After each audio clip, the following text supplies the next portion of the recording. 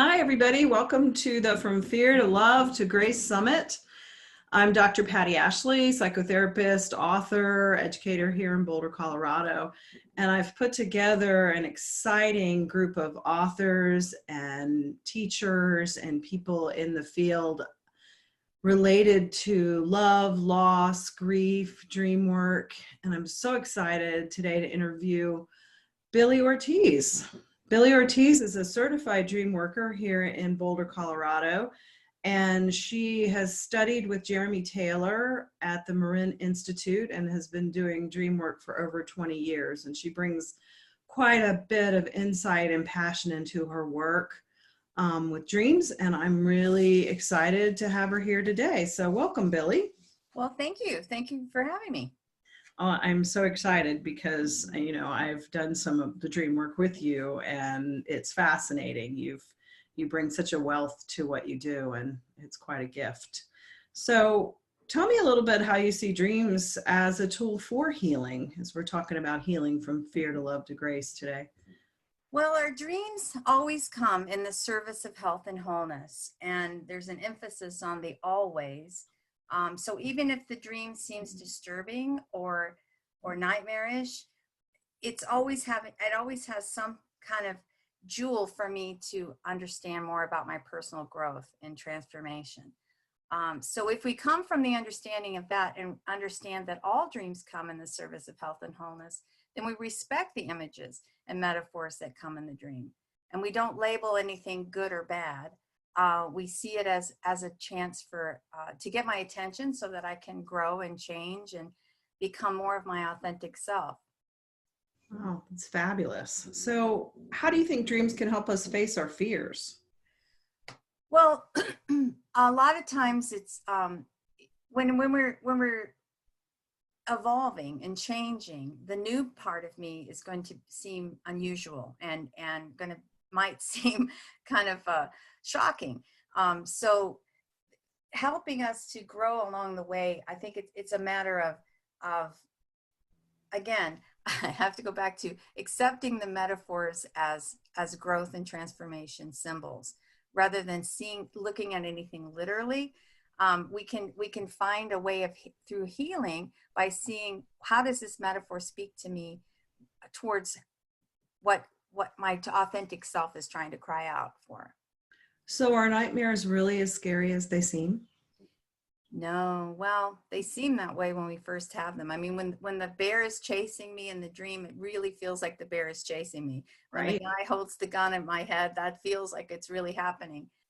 So it's designed to get my attention. We are biologically designed to pay attention to danger. That's how we all have survived. That's how our ancestors survived. We pay attention to danger and say, wake up, pay attention. There's something, a survival issues at stake. So since we so often forget our dreams, the nightmares come in order to grab hold of our attention and so that we won't forget the dream. And we realize that this is a really critical juncture. I have to take action now. The dream is screaming out about something really important, specifically about timing. And sometimes health issues come in that design, that way of a nightmare fashion in order to really get my attention so that I take action immediately. Can you explain how they're not literal? Most of the time that they're symbolic. And so to take away some of the fear from the idea of looking at a nightmare literally in terms of symbolically, how does that help the dreamer? Well, we call it mistaken literalism. So if I look at the dream and I say, everything that's mentioned in the dream, I take it literally, then that means that I'm really missing the point of the dream. Metaphor has a way of meaning many things at the same time. And that's why the dreams come in the language of metaphor, so that I can see all the possibilities. I can see that sometimes I have to embrace the paradox of the fact that there's something that feels good and bad at the same time. And I have to, that this comes in with self-acceptance a lot. I have to accept all parts of myself in order to be able to to grow and change. Mm. If I feel as though some part of myself, I'm not accepting it, it's going to continue to show up in my dreams. So death often shows up in dreams. And again, if we're not looking at that literally as we're really going to die, or the person in the dream that died isn't necessarily going to die in waking life, what can you talk a little bit about death in dreams as a symbolically? Death is one of those places where you can say always means the same thing. There, with dream symbols, it's hard to say always because dream symbols are so specifically designed for each individual dreamer, and there's always that archetypal layer too. However, death is when physical death shows up in the dream or is mentioned in a dream, it is always talking about how there's this a part of ourselves is ready to change so radically. It's as though this old part of myself has died, so this new part of myself can be born. So yes, it's an interesting concept when I tell my clients that death in dreams is actually a good thing.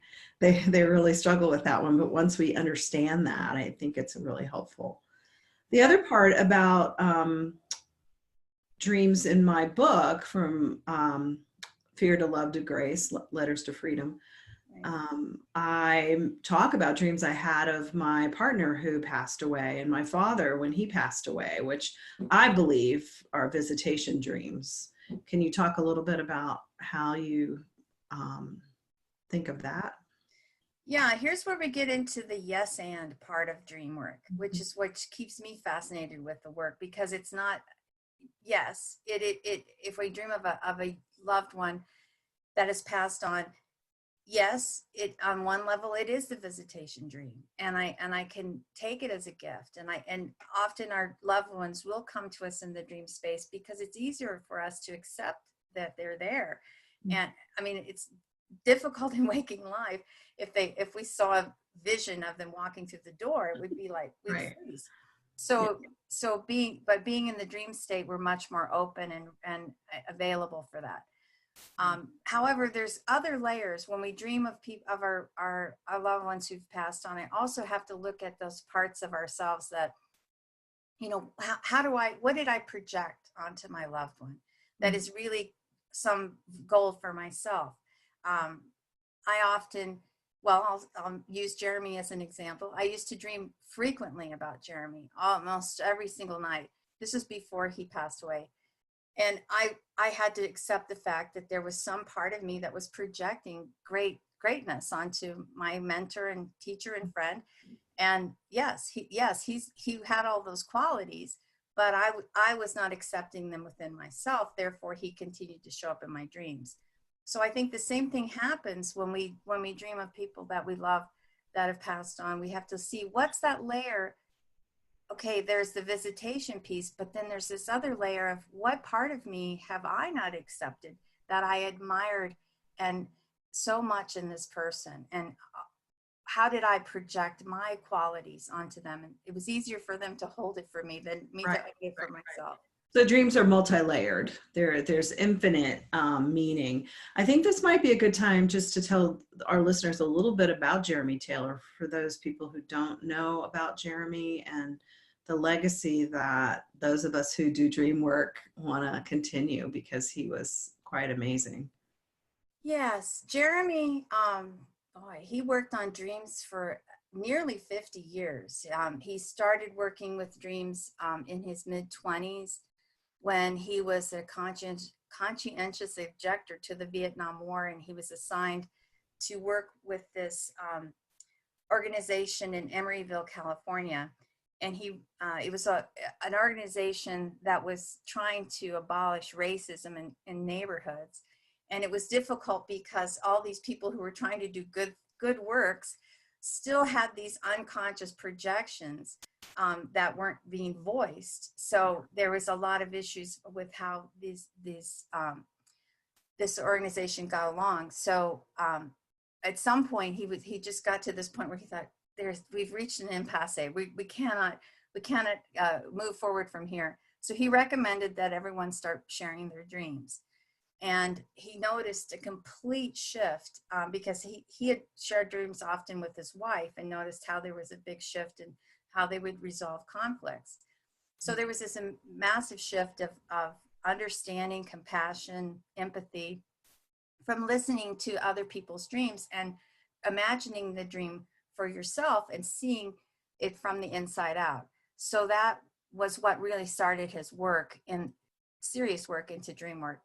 And then from there on, he traveled all over the world, teaching and presenting dream work. And I was fortunate enough to work with him from the years of 2000 to 2015 when he stopped traveling. And we did a total of 27 dream retreats together and other classes that help people to learn about dream work. He was very passionate about the work. It was truly his life's work. And that's pretty much the story I love that story, the way he got started, you know, doing social advocacy and work in the world and saying, hey, why don't we give this a try? And how it just became something that was really a useful tool. And then how he continued just to develop his work. And he combined quite a bit of different models to create his own method at the Marin Institute, which is mostly a projective model, right? Right. Talk a little bit about that, what that means. Well, projective dream work is where whenever someone tells us a dream, we have no choice but to imagine that dream for ourselves. If someone tells a story even, we're imagining the story for ourselves. We're seeing images, and so each one of us has our own imagined version of a dream. So what the projective method is, when I hear the dream, then instead of saying, well, I think your dream means, that's too accusatory, and it makes the dreamer immediately shut down.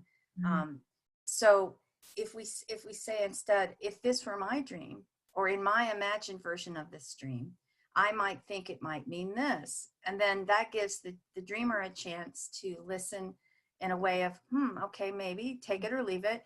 And then, but also because the person making that comment gets to hear it in the I form as well, the work goes both ways.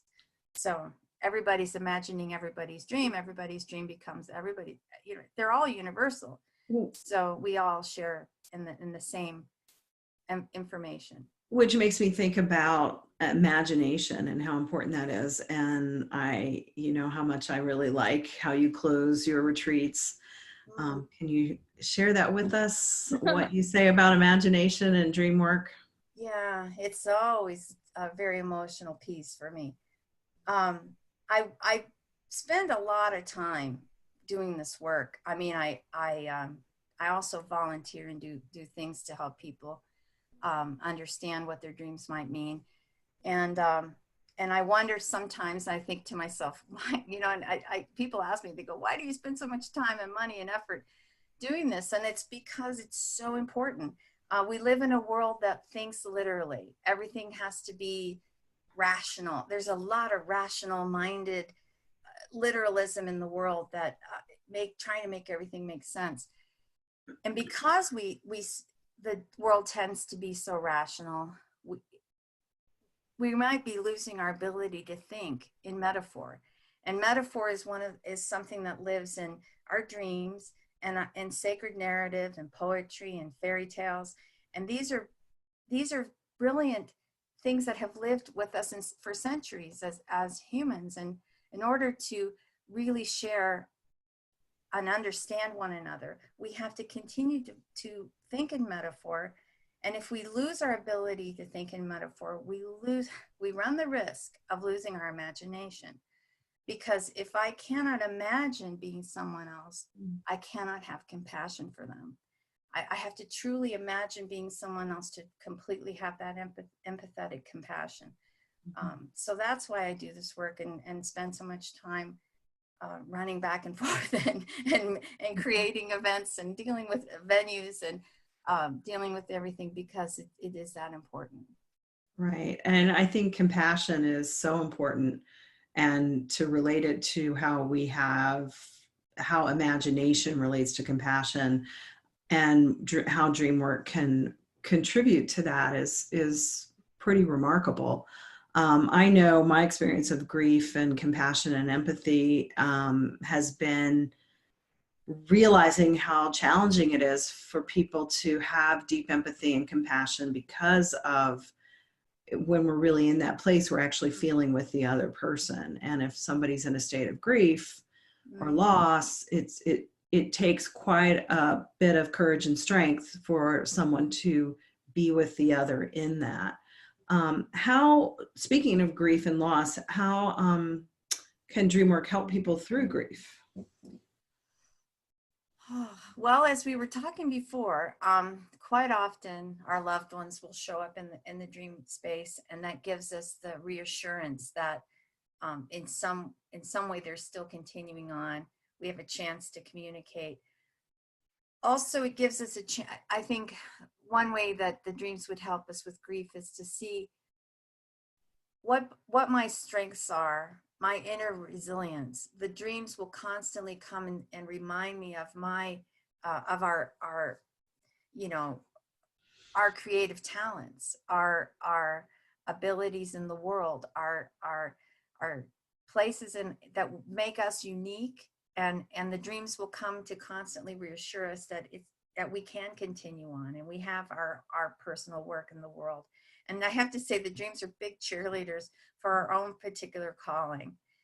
If my calling is to do dream work, like for instance me, Billie, that there's this idea that my dreams continue to talk to me, continue to show me doing dream work in different situations. So it's like an encouragement of, yes, keep going, please keep going. So for any person grieving, I would say the same thing. It's like there's life that I can, there's a calling, there's things out there that I still can complete and do in this world. And the dreams will vote for that. So I have clients, when they tell me about dreams of people who've passed on, often the themes are similar to some that I've had in my dreams as well. The person who's died shows up younger, their younger self. They're giving messages to the person, saying things like, I'm okay, I'm always with you, you're never alone. Right. I'm supporting what you do, I'm here, those sorts of things. Is that something you experience too, working with people's dreams of people who've passed? Sure, yes, because it's like knowing that they're still there with us. And yes, I think the dreams help us to understand that when they come and visit us in the dreams, because I mean, they're going to help propel us into the world to do our work. So I truly believe that. So I think it's a really good place to again, and I go back to what I said in the beginning. What parts of myself did I project onto that person where I thought that they were the one that was they were the creative one, or they were the intelligent one, or they had this ability that I think I didn't have. So pulling that projection back and owning it for myself, I think is a big part of it. And that helps to heal the grief as I move on as well.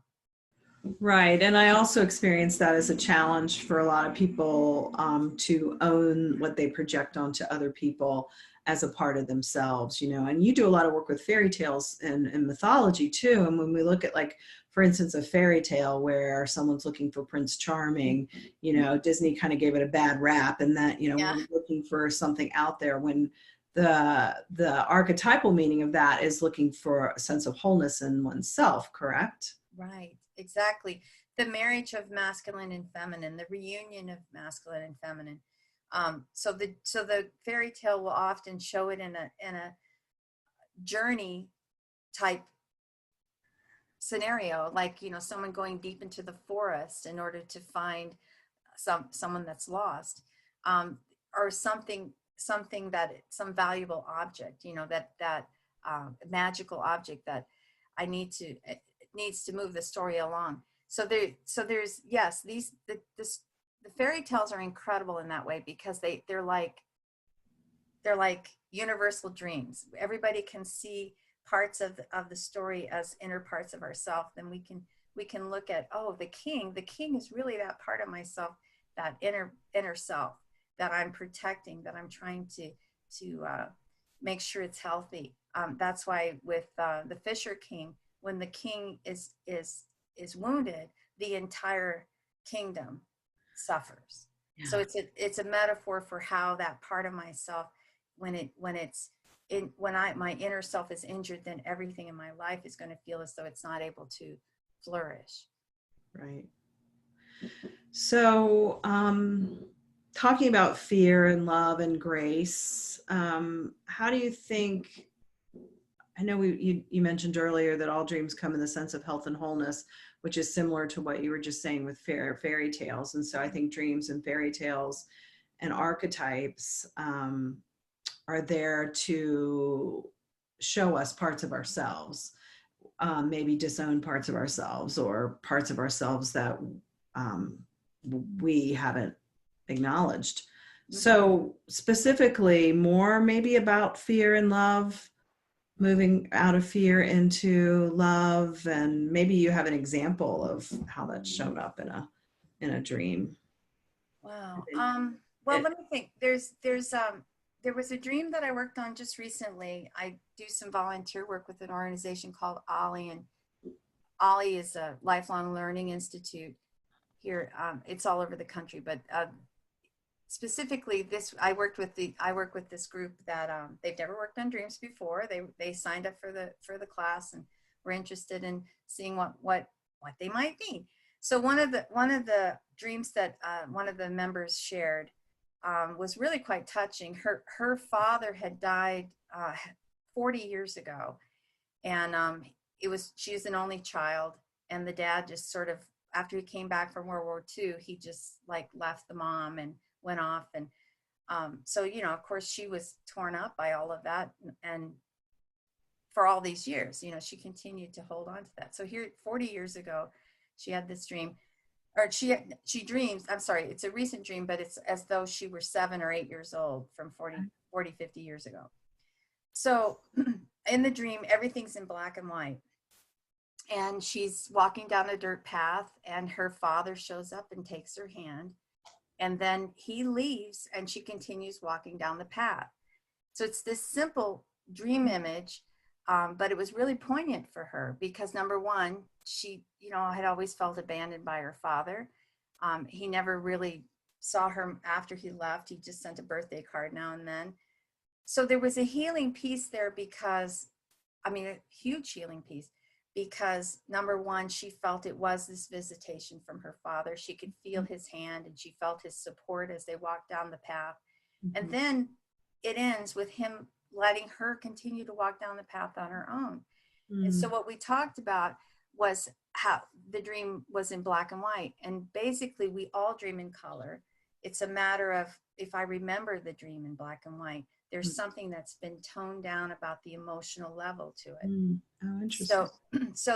So in my projection on this dream was that there's some part of me who still feels very, very abandoned and betrayed by my father. And is the dream coming in the service of health and wholeness to remind me that this was my path. This was what when I came into the world, I was going to be without the father. And fortunately, she had a grandfather who stepped in. It was very helpful that she did have a father figure in her life. But that to take that's my story, and to see it as like, all right, it's in black and white. What if I imagined it in color? What if I imagined it to where I can really truly feel those feelings of loss and grief and abandonment and betrayal, and all those things that I'm trying to avoid. And the dream, again, I'll quote Jeremy here, the dream comes in the service of health and wholeness, not in the service of comfort and convenience. So these are things that I need to accept about myself. I need to see the whole picture, and the wholeness is a big part of that guideline, is because it's not just the great stuff I want to accept. It's the wholeness of myself, the wholeness of my life. Yeah, that's a great dream. That's a perfect example. And I think the word grace, is misunderstood, or, what does that really mean? People think of it as it's a spirit, a religious word or whatever. And my title, Fear to Love to Grace, came from my partner Lawrence Freedom's work, where he was trying to incorporate spirituality into um, addiction treatment and psychotherapy, and he had lost his wife and felt like he moved from his fear into love and then into something even more, which he felt was grace. How would you define grace, and what does that mean to you, and how does it show up in a dream? Wow. I know, big question. Yeah, I was thinking, I knew that was going to be what you were going to ask me. So I was thinking to myself, well, how would I define grace? Grace to me is like a stillness, like an inner stillness. There's something about accepting. I go back to acceptance. And so I love the title that you have, because fear to love to grace is very much how we move through our grieving. Mm-hmm. At the beginning, it's like, oh my God, how am I going to continue on without this person in my life? And then we move into the, oh yes, but I know they love me, and I will always love them. And then there is this inner stillness of acceptance, of realizing this person, is always going to be a part of my life, whether they're here physically or not. And that, how do I hold that inner stillness of grace, of that acceptance and understanding? Yeah, beautiful. So what do you say to people who say they don't dream? Changing the subject a little bit here to a light. Boy, oh boy, do I have to, I feel like like one of those chatty Cathy dolls. I have to, like you can pull the string, and I say the same thing every time. We all dream every night. We dream multiple times a night, 6 to 7 times a night. There's scientific proof now that this is the case. What happens is we don't remember our dreams experiences. So again, I'll quote Jeremy. When somebody says I don't dream, that what they're saying is I habitually forget my dreaming experience every single night. So it has to be a matter of conviction and devotion and intention, to say, I want to remember what this is. I want to know what's going on. Why am I dreaming? Why am I dreaming? What am I dreaming?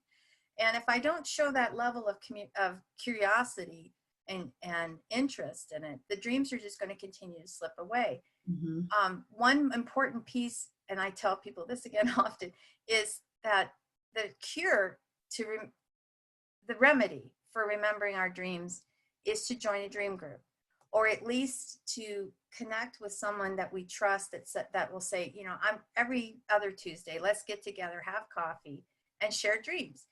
And the minute I make that appointment, the minute that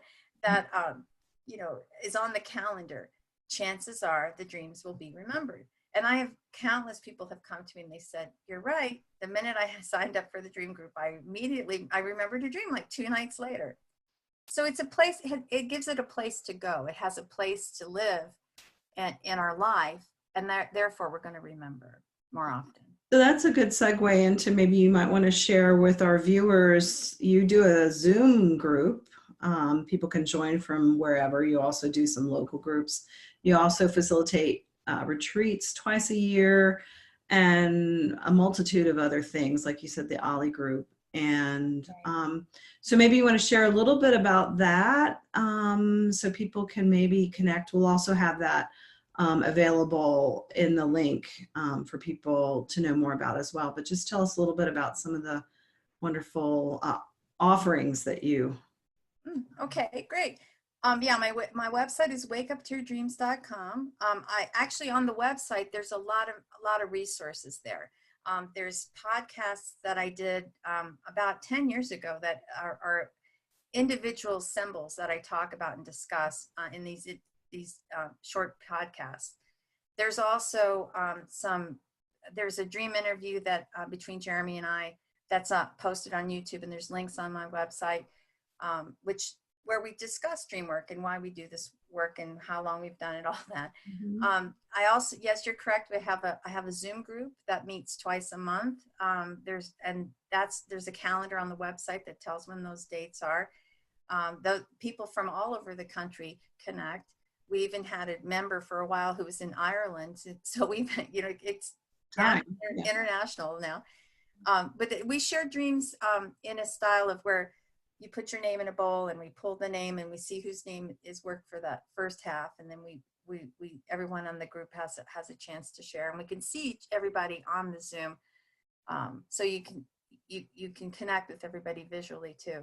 And then the retreats, I just completed my 31st retreat last October. Amazing. Just this last October. And so 32nd retreat will be May 1st through 3rd here in Boulder, Colorado at Peaceful Meadow. And at the dream retreats, we get together and share dreams all weekend, but we also get a chance to share our meals together. And there's it's beautiful land where we can walk, and we also include someone who helps us do movement in between each of the dreams. So we get up and kind of express the dream in the physical as well. And so that's what I do. That's wonderful. Lots of really good stuff. Anything else you'd like to share before we wrap up today? I appreciate all your wisdom and insight into dreams and fear and love and grace. Yeah. Wow. What else would I want to share? The dreams will always help to guide us to becoming who we really came into this world to be, what Jung would call individuation. Our individual, unique self, the person we were born to be. The dreams will always guide us towards fulfilling that wholeness of that true, unique individual that we are. So that's why I stick with it. Yeah. Well, thank you, Billie Ortiz. It was delightful. And yeah, here's to our dreams. All right. Thanks very much for having me. All right. Bye-bye.